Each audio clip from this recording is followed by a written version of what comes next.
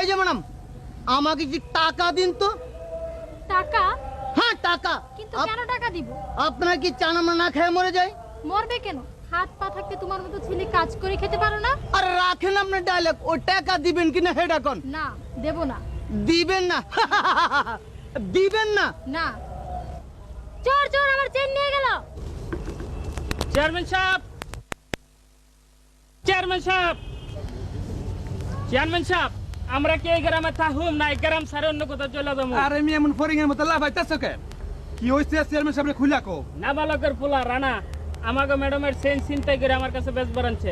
আর তুমি বুঝি তারে ধইরা আমার কাছে নিয়ে আইছো? জি না, এর একটা ব্যবস্থা আজই করতে হইব। এই তার আগে চল ওই নাবালকের কথাটা এক্ষুনি জিজ্ঞাসা করে আসি। হ্যাঁ তাই চলেন, ওই এক পাল জন্মদিনের মজাটা না বলে একটু বুঝাই দিয়ে আসি। চলো হাসান চলেন আলী। চেয়ারম্যান সাহেব। আচ্ছা। আসসালামু আলাইকুম চেয়ারম্যান। ওয়ালাইকুম আসসালাম। মাস্টার সাহেব আপনি এখানে? হ্যাঁ, হাসান আলী, রানা কিভাবে ধরে আনলে কেন? রানা রানা কি করছে চেয়ারম্যান সাহেব? তোমার ছেলে কোথায় কখন কি করে সেই খবর তুমি কিছু রাখো? আমার রানা কি করছে রে আচ্ছা? আমার রানা কি করছে? ওই মিয়া এমন হাবার মতো কি দেখতেছো? যা কিছু হচ্ছে সব খুইলা কও। নাবালক, তোমার পোলা রানা আমাকে ম্যাডামের সেন চিন্তাই করে আমার কাছে বেশ বাড়াচ্ছে। আমি তারে ধমক দিয়া কইলাম এই সেন তুই কই পাইলি। তারপর ঘটনাটা সে আমার কাছে খুইলা কইছে, তাই চেয়ারম্যান সহ কথাটা তোমারে জানাইতে এলাম। ছি ছি ছি রানা, এমন জঘন্য কাজটি তুমি করতে পারলে আমার ভাবতে অবাক লাগে। জানো না বালক, তোমার ছেলে রানাকে আমি প্রকাশ্য নেশা করতে দেখেছি। তাই নাকি? না, আর সহ্য করা যায় না। এ চল ওকে এক করে থানায় দিয়ে আসি। কয়দিন জেলে খাইলে সোজা হয়ে যাবো। থামো চেয়ারম্যান সাহেব, আমি বলছিলাম পরিষে দিলে কোনোই লাভ হবে না।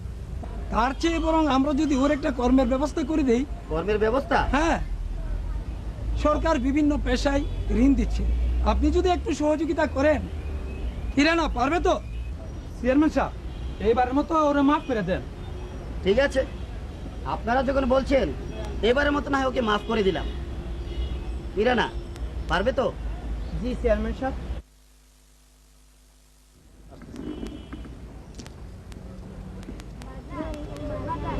আমাগো গান দাও বাজান ও বাজান আমাগো গান দাও বাজান ও বাজান আমাগো খান দাও। খাউন তোর মারে ডেকে লইয়া যা।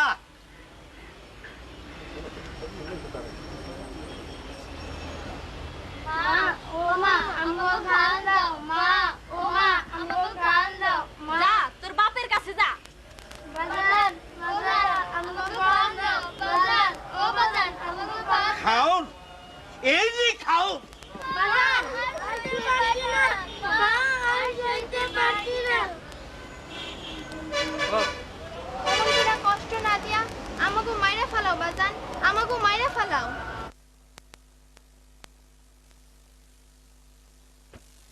কি ব্যাপার না বালক? ব্যাপার ব্যাপার কিছু না মাত্র, সবই আমার এই তকদির। আজ 3 দিন এই পোলা পান লইয়া বহুত কষ্টে আছি। বাপ হয়েও তাগু পেটে আমি তালা দিতে পারি নাই। এখন এই পোলা পান লইয়া আমি কি করুম মাস্টার? তুমি কও এই পোলা পান লইয়া আমি কি করুম? কেন তখন বুঝো নাই? স্বাস্থ্যকর্মী আফাই যখন কইলো সংসার ছুড়ো রাখনের ব্যবস্থা নিতে, আরে তখন তো লাফ দিয়া উঠছিলা। তোমার স্ত্রী ঠিকই বলেছে, তখন যদি একটা ব্যবস্থা নিতে আজ আর তোমার এই অবস্থা হতো না। বুঝলে না বালক, ভুল তুমিই করেছো। হ্যাঁ, ভুল তো আমি করছি, খেসারত তো আমারই দিতে হইতেছে। এই দেও না, দোকানে গেছিলাম চাইল ডাইলের লেগা, চাউলের বোতল আমারে গাঁর ধাক্কা দিয়া দৌড়াই দিচ্ছে। আর আর ছেলে মিলিয়া কি করো মাস্টার? এই ছেলে মিলিয়া আরে কি অহন কি করবা তা আমরা কি জানি? ফুলামাইয়া জন্ম দেওয়ার সময় এই কথা মনে নাই? এখন তোমার রক্ত বেচে আমাকে ভাগ কাপড় দাও। তোমার স্ত্রী ঠিকই বলেছে বালক, আমাদের প্রতিটি স্বামী স্ত্রীর উচিত সংসার ছোট রাখতে সময় মতো জন্ম নিয়ন্ত্রণ ব্যবস্থা গ্রহণ করা। বুঝলে না বালক? এই ধরো এখানে কিছু টাকা আছে, আপাতত কিছু চাউল ডাউল কিনে এদের খাবারের ব্যবস্থা করো। আমি এবার আসি।